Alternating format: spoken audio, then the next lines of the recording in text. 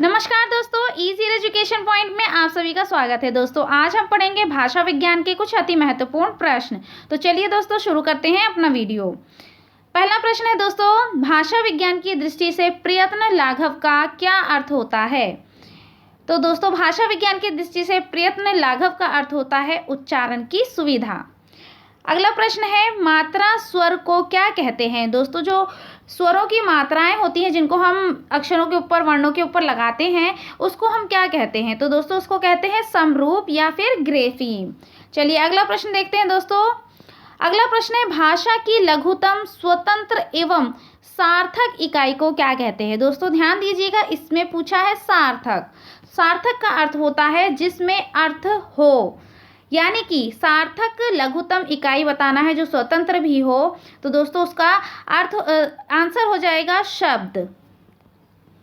चलिए अगला प्रश्न है, भाषा की लघुतम स्वतंत्र इकाई को क्या कहते हैं। दोस्तों भाषा की लघुतम स्वतंत्र इकाई को हम ध्वनि कहते हैं।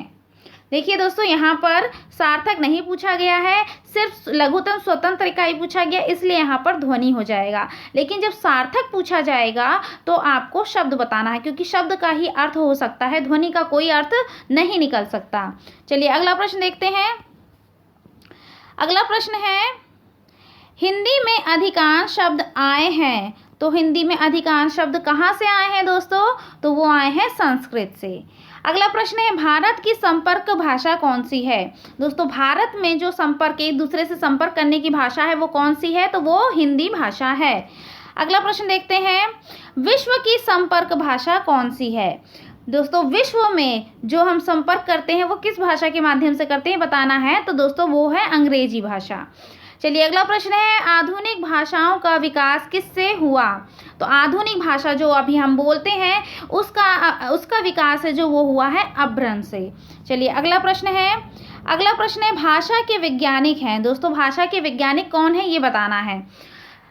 सुनीति कुमार चटर्जी हैं, धीरेन्द्र वर्मा और भोलानाथ तिवारी, ये तीनों लोग भाषा के वैज्ञानिक हैं। चलिए अगला प्रश्न है हमारा, फारसी भाषा की शैली कौन सी है। तो फारसी भाषा की शैली है मसनवी शैली फारसी भाषा की शैली है। चलिए अगला प्रश्न है, संस्कृत निष्ठ हिंदी भाषा की शैली क्या है। तो जो संस्कृत निष्ठ हिंदी भाषा है उसकी शैली दक्कनी शैली है। चलिए अगला प्रश्न है, अवधि में कौन सी ध्वनि नहीं है। तो दोस्तों इसमें बताना है कौन सी ध्वनि अवधि में नहीं बोली जाती है। तो ये जो ड़ा है ये अवधि में नहीं बोली जाती है, बल्कि अवधि में दोस्तों प्रयोग किया जाता है जो वो है वा का प्रयोग किया जाता है, और एक ध्वनि और है या, इसका प्रयोग किया जाता है। दोस्तों आपको बता देते हैं किस तरह से प्रयोग किया जाता है। देखिए दोस्तों, जैसे कहते हैं किताब, तो किताब से अवधि में क्या बोला जाता है, किताबवा, अवधि में बोला जाता है किताबवा। और या का प्रयोग होता है वो बोला जाता है जैसे फाइल से फाइलिया, क्या हो जाता है, फाइलिया, यहाँ पर या शब्द आया है। ठीक है दोस्तों, या और वा का प्रयोग किया जाता है, ना कि ना का। चलिए अगला प्रश्न देखते हैं। दोस्तों अगला प्रश्न है, नेपाल की राजभाषा कौन सी है। तो दोस्तों नेपाल की राजभाषा मैंने पिछले वीडियो में बताया है कि राजभाषा किसे कहते हैं, जिस राज्य की जो कामकाज है वो जिस भाषा में किया जाता है उसी भाषा को राजभाषा कहते हैं। तो जो नेपाल की राजभाषा है वो है खसखुरा या फिर गुरखाली, खसखुरा बोलिए या फिर गुरखाली बोलिए। ठीक है दोस्तों, अगला प्रश्न है, कोई भी बोली या भाषा मान्यता प्राप्त करने पर हो जाती है। तो मान्यता जब कोई भी बोली या फिर भाषा प्राप्त कर लेती है तो वो क्या हो जाती है, तो दोस्तों वो सरल हो जाती है। ठीक है, इसका आंसर है सरल। चलिए अगला प्रश्न है, हिंदी का प्रचलित रूप क्या है। हिंदी का प्रचलित रूप यानी कि जो आजकल चल रहा है, आजकल जो हिंदी बोली जा रही है वो किस रूप की है, तो वो बताना है आपको। तो ये है खड़ी बोली का रूप। ठीक है दोस्तों, अगला प्रश्न है, खड़ी बोली का दूसरा नाम क्या है। तो दोस्तों जो हम लोग खड़ी बोली बोलते हैं उसका दूसरा नाम है कौरवी।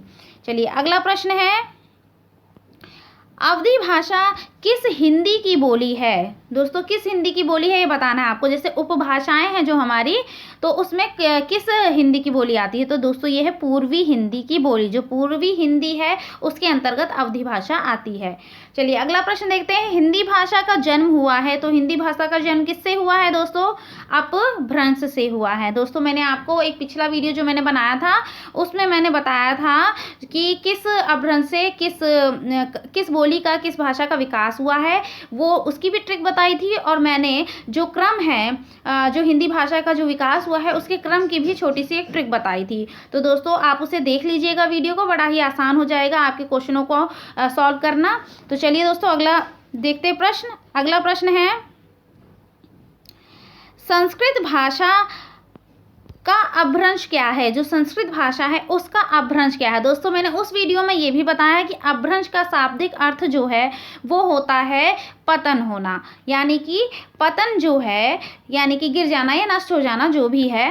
तो यानी कि संस्कृत भाषा है उसका जब पतन हुआ तो कौन सी भाषा का जन्म हुआ ये पूछा गया है यहाँ पर।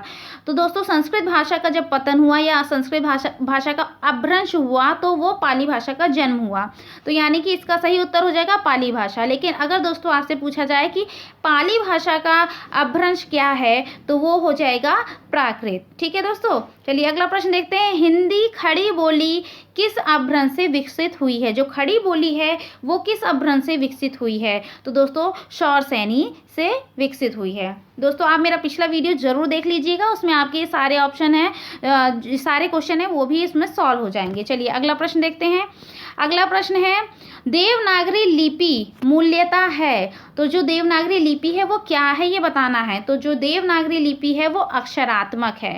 दोस्तों ये क्वेश्चन है, ये टेट में कई बार आ चुका है कि देवनागरी लिपि है वो मूल्यता क्या है। वो कोई भी ऐसे क्वेश्चन बना देते हैं जिसमें आप फंस जाते हैं, लेकिन जब भी देवनागरी लिपि के अगर क्वेश्चन आता है कि वो क्या है तो फिर वो क्या होगी? अक्षरात्मक। जैसे कि यानी कि जो का खा गा घा आ आ इ ये जो है ये अक्षर है हमारे, तो इसलिए अक्षरात्मक इसका उत्तर हो जाएगा। चलिए अगला प्रश्न देखते हैं। किस क्षेत्र की बोली को कशिका कहा जाता है? तो दोस्तों कशिका है वो बनारस की बोली को कहा जाता है। चलिए अगला प्रश्न देखते हैं। हिंदी भाषा का सर्वप्रथम प्रयोग किया गया, तो कहाँ प्रयोग किया गया? तो हिंदी भाषा का सर्वप्रथम प्रयोग गुजरात में किया गया था। चलिए अगला प्रश्न देखते हैं दोस्तों। अगला प्रश्न है, व्यवहार के आधार पर शब्द कितने प्रकार के होते हैं? यानी कि जो व्यवहार है उसके आधार पर शब्दों को बांटना है। तो दो प्रकार के होते हैं, पहला है सामान्य शब्द और दूसरा है तकनीकी शब्द।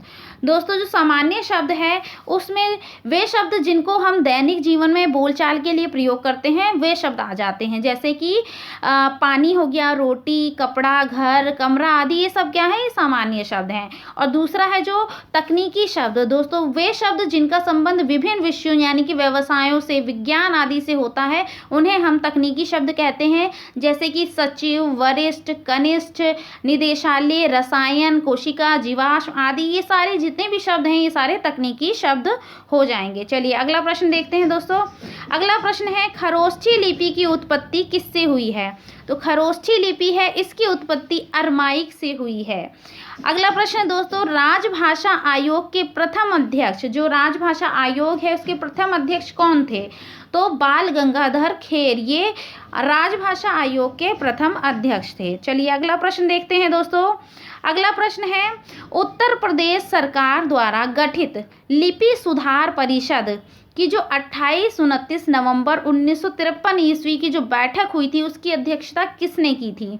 तो दोस्तों उस समय के तत्कालीन उपराष्ट्रपति जो डॉक्टर सर्वपल्ली राधाकृष्णन थे उन्होंने उस बैठक की अध्यक्षता की थी। चलिए अगला प्रश्न देखते हैं। अगला प्रश्न है, उत्तर प्रदेश द्वारा 1947 ईस्वी में गठित देवनागरी लिपि सुधार समिति के अध्यक्ष थे। तो जो देवनागरी लिपि सुधार समिति थी उसके अध्यक्ष कौन थे पूछा गया है? तो आचार्य नरेंद्र देव थे। चलिए अगला प्रश्न देखते हैं दोस्तों। अगला प्रश्न है, मानक देवनागरी वर्णमाला किस वर्ष में प्रकाशित हुई? जो मानक देवनागरी वर्णमाला है, जैसे जो मानक हिंदी पूछी जाती है ना, मानक हिंदी यानी कि खड़ी बोली जो है, तो मानक देवनागरी वर्णमाला है वो किस वर्ष में प्रकाशित हुई थी? तो इसका सही उत्तर है 1966 ईस्वी में। चलिए अगला प्रश्न देखते हैं। अगला प्रश्न है हिंदी वर्तनी का मानकीकरण किस वर्ष में प्रकाशित हुआ था? जो हिंदी वर्तनी है उसका मानकीकरण बताना है, तो ये हुआ था 1967 ईस्वी में। चलिए अगला प्रश्न देखते हैं। अगला प्रश्न है वर्ष 1955 ईस्वी में गठित प्रथम राजभाषा आयोग के अध्यक्ष थे। तो 1955 ईस्वी में जो गठित हुआ था राजभाषा आयोग, उसके अध्यक्ष कौन थे? वो थे बीजी खेर, यानी कि बाल गंगाधर खेर। तो चलिए दोस्तों, आज का वीडियो हमारा यहीं तक था। अब मिलते हैं अगले वीडियो में। नमस्कार दोस्तों, अगर आपने मेरे वीडियो को अभी तक सब्सक्राइब नहीं किया है तो प्लीज़ उसको सब्सक्राइब कर लीजिए, नोटिफिकेशन का बेल है वो प्रेस कर लीजिए, और अगर आपको मेरा वीडियो पसंद आया है तो उसे लाइक करना और शेयर करना बिल्कुल भी ना भूलें।